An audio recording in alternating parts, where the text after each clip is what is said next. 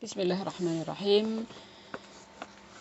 Ahibbai habibat, kita mulai pelajaran muqaddimah mengenai tajwidul Quran. Di antaranya setidaknya di sini ada 4 poin yang dibahas. Yang pertama mengenai definisi, yang kedua hukumnya, yang ketiga keutamaan, dan yang terakhir adalah tujuan. Pertama, definisi. Secara bahasa, apa sih itu ilmu tajwid ya, atau tajwidul Quran? Secara bahasa artinya adalah tahsin, ahsana yuhsinu, tahsinan. Jadi kalau tajwid, jawwada yujawwidu tajwidan. Tahsin, ahsana yuhsinu tahsinan, yang artinya adalah memperbaiki. Jadi kalau kita sandarkan kata tahsin pada Al-Quran itu kurang tepat ya. Tahsinul Quran, memperbaiki Al-Quran, tidak benar. Yang benar adalah tahsin tilawatil Quran, memperbaiki bacaan Al-Quran. Jadi secara bahasa artinya adalah memperbaiki. Adapun secara istilah artinya adalah di sini membaca Al-Quran dengan benar sesuai bacaan Nabi Shallallahu Alaihi Wasallam dan para sahabatnya radhiyallahu anhum ajma'in. Dengan cara apa? Dengan cara mengeluarkan huruf dari makhrajnya dan memenuhi sifatnya serta memperhatikan hukum bacaannya. Setidaknya ada 4 poin ya. Baca Al-Quran dengan benar. Yang kedua, sesuai Rasulullah dan para sahabatnya. Yang ketiga, yaitu dengan cara mengeluarkan makhrajnya dan memenuhi sifatnya ya, serta memperhatikan hukum bacaannya. Ini adalah definisi ilmu tajwid ya, atau tahsin tadi secara istilahan. Baik, yang kedua adalah hukumnya. Apa hukum mempelajari ilmu tajwid? Ini terbagi menjadi 2 ya, secara prakteknya, kemudian yang kedua adalah secara teorinya. Praktek, sebagaimana Nabi Shallallahu Alaihi Wasallam ditalaki oleh malaikat Jibril, itu sudah disertai dengan ilmu tajwid. Artinya ilmu tajwid itu secara amalan itu sudah ada sejak Al-Quran turun pertama kali. Maka praktek di sini hukumnya adalah fardu ain. Fardu ain itu kewajiban setiap manusia. Ain itu kan artinya mata. Setiap manusia pasti punya mata. Maka setiap manusia memiliki kewajiban untuk membaca Al-Quran dengan ilmu tajwid. Jadi bagaimana kita membaca Al-Quran dengan baik dan benar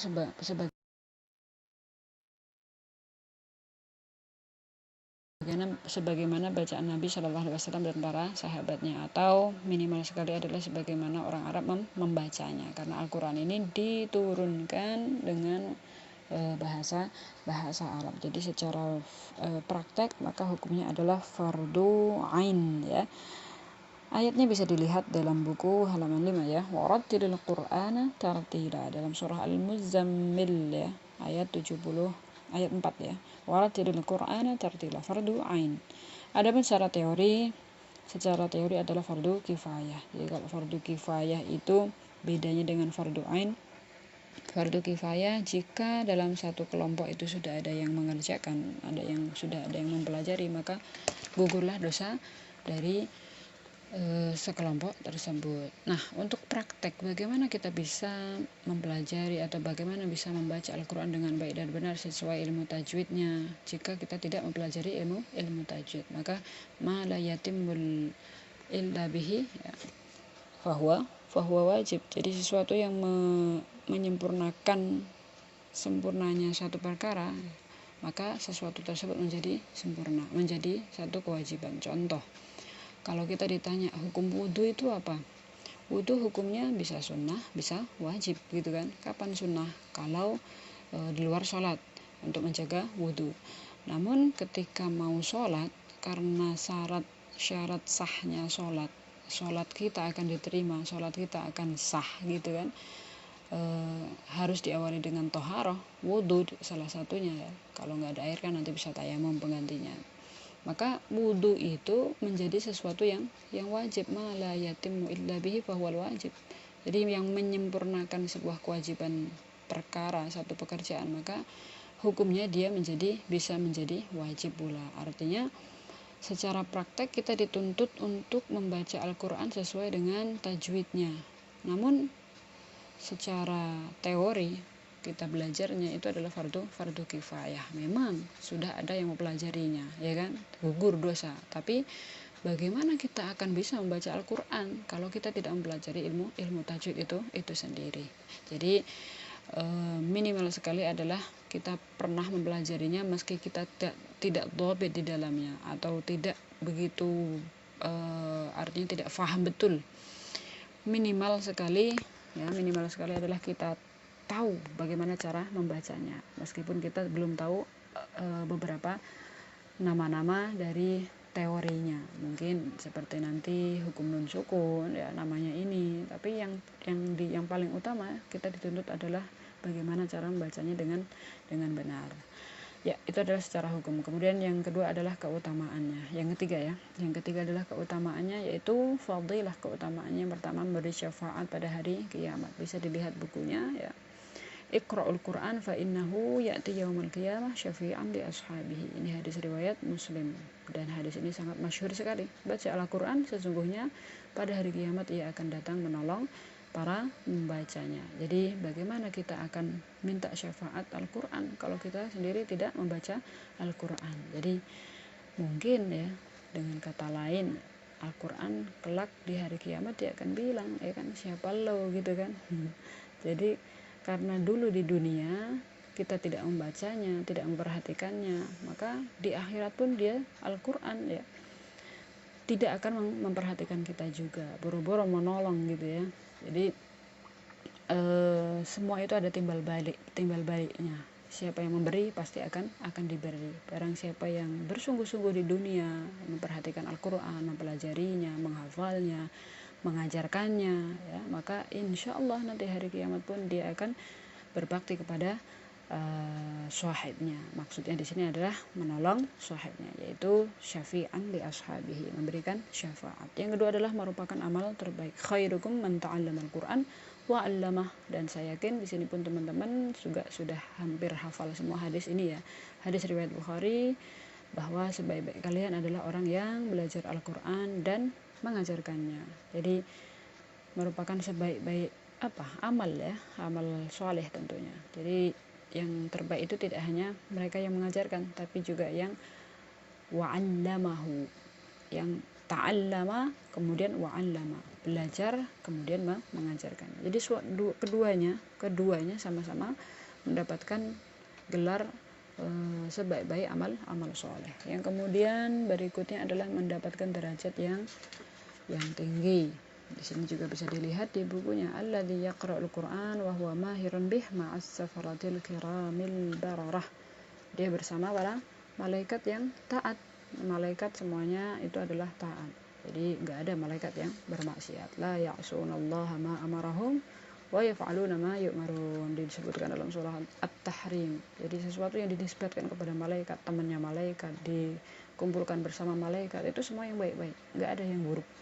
Jadi nggak ada ahli maksiat dikumpulin sama malaikat ya. Jadi yang dikumpulkan bersama para malaikat itu adalah orang-orang yang baik, orang-orang yang taat, orang-orang yang mulia. Karena sifat malaikat sendiri adalah malaikat yang kiram, bararah, mulia, dan dia senantiasa taat kepada Allah Subhanahu wa ta'ala, tidak pernah bermaksiat. La ya'sunallaha ma amarahum, nggak pernah menyelisihi perintah Allah Subhanahu wa ta'ala. Kemudian berikutnya adalah mendapatkan sakinah dan rahmah. Sakinah, ketenangan ya. Majtama'a qaumun fi baitin min buyutillah yatluna kitaballahi wa yatadarasunahu bainahum illa nazalat alaihimus sakinah wa ghasyiyatuhumur rahmah wa haffathumul malaikah wa dzakarahumullahu fi man indah. Jadi di sini hadisnya juga hadis sahih bahwasanya barang siapa berkumpul ya, satu kaum, tidaklah satu kaum itu berkumpul maka kecuali Allah akan turunkan bainahum sakinah, ketenangan, kemudian akan diturunkan rahmat, diliputi oleh para malaikat. Masya Allah, meski di zaman pandemi seperti sekarang ini ya, mudah-mudahan kita berharap kepada Allah seperti kita mengadakan satu kajian di grup, itu mudah-mudahan bisa disebut dengan majelis ya, disebut dengan majelis. Jadi kita mempelajari Al-Quran, kita membaca Al-Quran, kita menghafal Al-Quran ya. Semuanya itu merupakan satu majelis yang mudah-mudahan Allah naungi kita dengan menurunkan sakinah, ketenangan, kemudian rahmah dalam rumah tangga kita, rahmah dalam kehidupan sehari-hari kita, hubungan kita kepada orang tua, hubungan kita kepada saudara, kepada tetangga, dan lain sebagainya. Ala kulli hal, barang siapa yang belajar Al-Quran, pasti Allah akan beri ketenangan pada dirinya, dan dia akan diliputi oleh malaikat ya. Dan di hadapan Allah nanti mereka akan disebut-sebut, subhanallah. Kemudian yang berikutnya mendapatkan sebaik-baik anugerah ya, ini bisa dibaca sendiri halaman 6. Jadi kalau disebutkan keutamaan membaca Al-Quran itu nggak cukup 1 lembar 2 lembar ya, banyak sekali keutamaannya, karena memang Al-Quran sendiri adalah kitabullah yang Allah turunkan untuk sebagai hudan lil muttaqin, petunjuk bagi orang-orang yang beriman. Jadi hendaknya kita mempelajarinya baik dari segi bacaannya maupun dari segi ayatnya, jadi ada tadaburnya.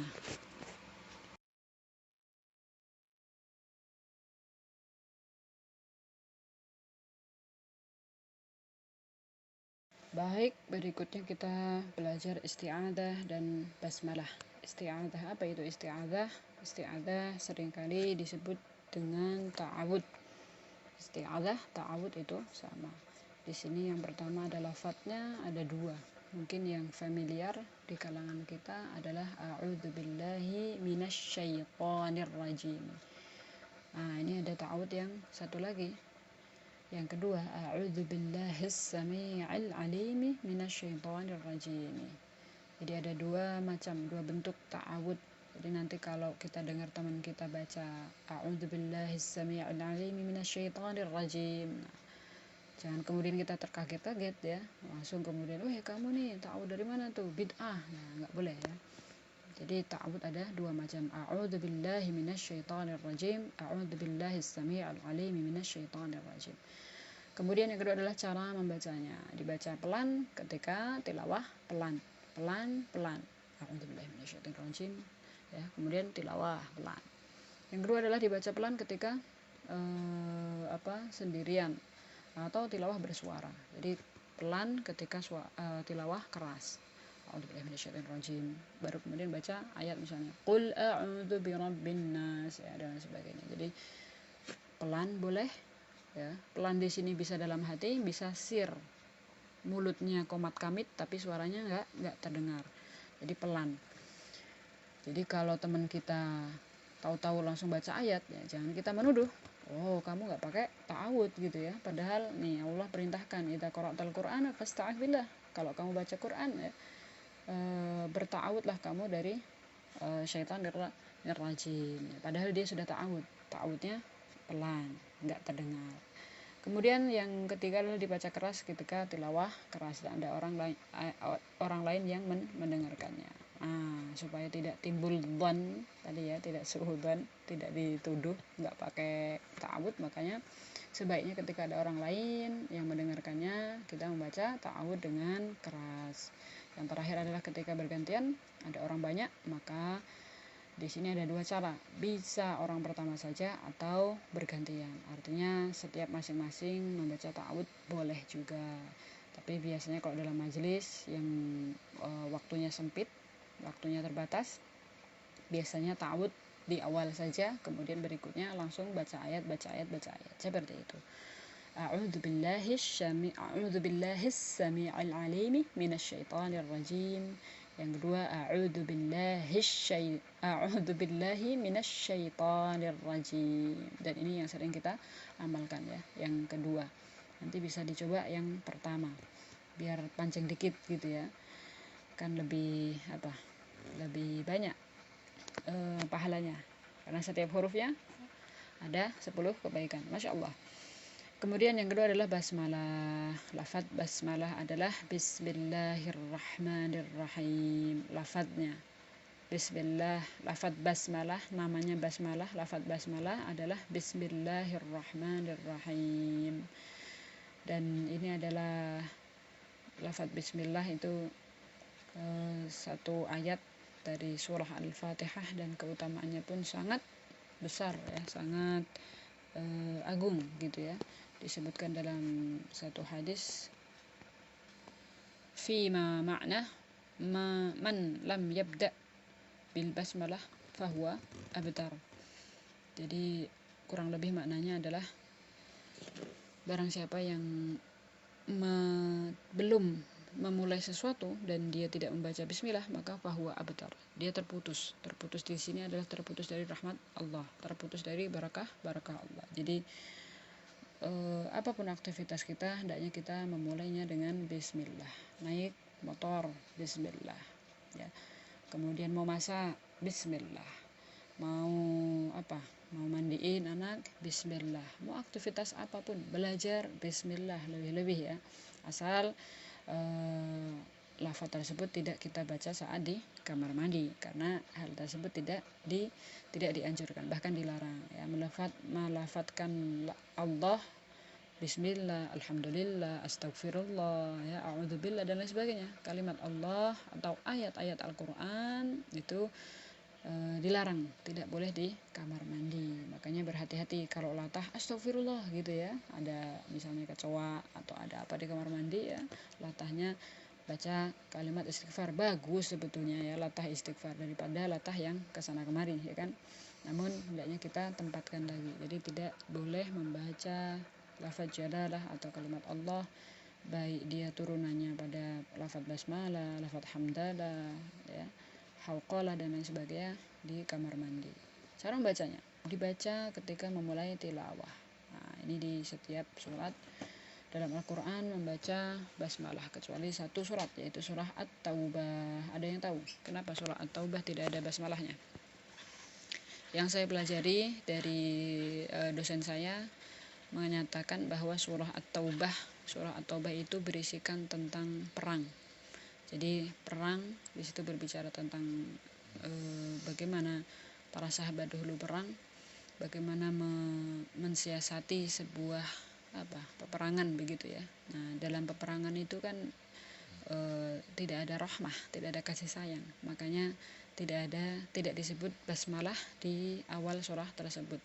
Karena bismillah itu kan dengan menyebut nama Allah ya, Ar-Rahman, yang Maha Pemurah, lagi Maha Penyayang. Jadi ada rahmah.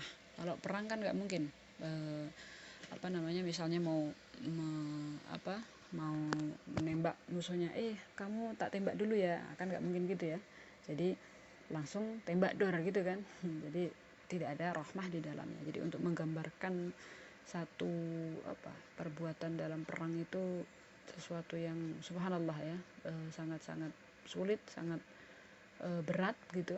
Jadi sampai di situ tidak ada rahmah. Kemudian Allah menggambarkan di sini surah At-Taubah tanpa didahului dengan rahmah. Dan ini hanya pendapat para ulama.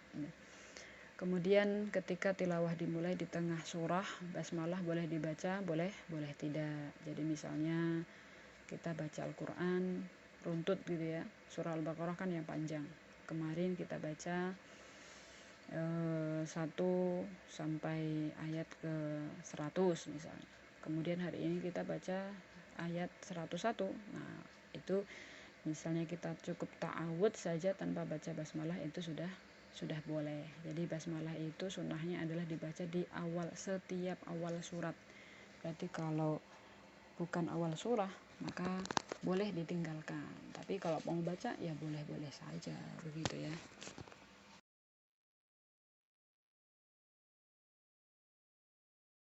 Yang berikutnya adalah cara membaca isti'adzah, basmalah, dan cara menyambung dua surat. Yang pertama di sini adalah cara membaca isti'adzah, basmalah, dan awal surah. Ada 4 cara, dipisah semua, disambung semua, nyambung isti'adzah dan basmalah, dan yang terakhir adalah nyambung basmalah dan awal surat. Ada 4, pisah, nyambung, kemudian nyambung basmalah, isti'adzah, basmalah, dan yang terakhir nyambung basmalah dan awal surah. Saya contohkan, dipisah semua, dan ini yang sering kita praktekkan. A'udzu billahi minasyaitonir rajim. Bismillahirrahmanirrahim. Wal 'asr. Ini dipisah, artinya dipisah. Setiap akhir dari ayat tersebut kita diam dan bisa ambil nafas juga, dan setiap akhir hurufnya diwaqafkan, dimatikan. Kemudian cara yang kedua adalah disambung semua. Nah, disambung semua ini kita perlu nafas tinggi ya, ambil nafas yang tinggi ya, baru kemudian kita baca. Disambung itu harokat akhirnya dibaca dan tidak ambil nafas, jadi satu angkatan gitu ya. A'udzu billahi minasyaitonir rajim. Bismillahirrahmanirrahim. Wal 'asr. Ini kalau ayatnya pendek enak ya, tapi kalau ayatnya agak panjang gitu, mungkin surat apa yang panjang, awal surahnya panjang, maka seperti surat apa tuh, Al-Bayyinah ya, satu surat satu ayat itu hampir satu baris. Nah, ini agak sulit ya. Jadi kalau nyambung semua mungkin agak repot. Satu ayat Al-Bayyinah, ayat pertama saja itu sudah putus nafasnya, apalagi tambah ta'awud dan basmalah ya. Ala kulli hal kita tahu bahwa ada cara menyambung semua bismillah, ta'awud, bismillah dan awal surah. Yang ketiga, menyambung isti'adzah dan basmalah saja. Awal surahnya pisah.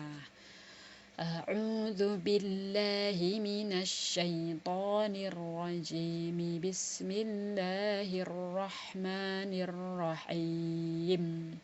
Wal 'asr. Pisah. Awal suratnya pisah. Kemudian yang keempat adalah menyambung basmalah dan awal surah. A'udzu billahi minasyaitonir rajim. Berhenti, kemudian sambung. Bismillahirrahmanirrahim. Wal 'asr. Jadi mi-nya dibaca, harokat terakhirnya dibaca. Rahmanirrahimi wal 'asr. Hakadha. Cara membaca isti'adzah, basmalah dan awal surah. Ada 4. Pisah semua, nyambung isti'adzah, basmalah, dan nyambung antara basmalah dan awal surah. Cara yang kedua adalah menyambung 2 surat. Cara menyambung 2 surat. Kalau tadi 4, sekarang hanya ada 3 ya. Yang pertama pisah semua, nyambung semua, dan yang terakhir adalah menyambung basmalah dan awal surat. Kita contohkan.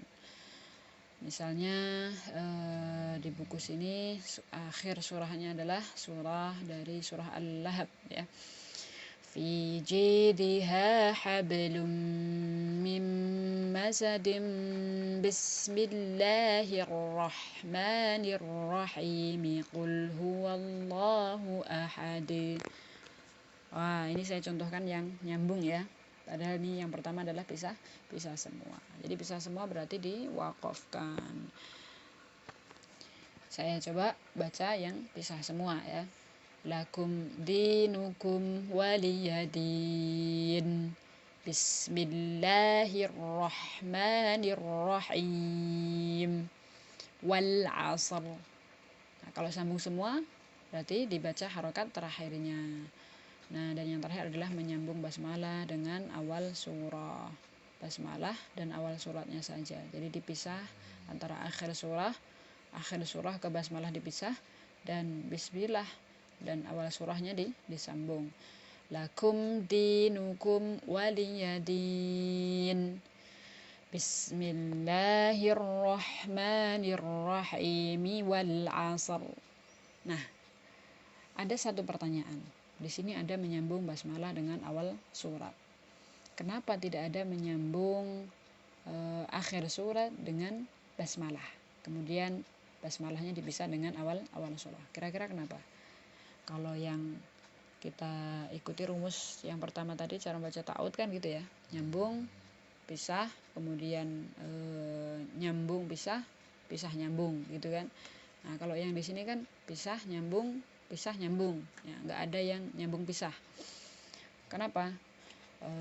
Saya dulu pernah tanyakan ke ustazah saya. Jawabannya adalah karena dikhawatirkan dikhawatirkan orang mengira bahwa basmalah tersebut termasuk akhir surah. Jadi tidak ada di sini, tidak ada cara membaca menyambung akhir surah dan basmalah, kemudian basmalah dengan awal surah dipisah, tidak ada.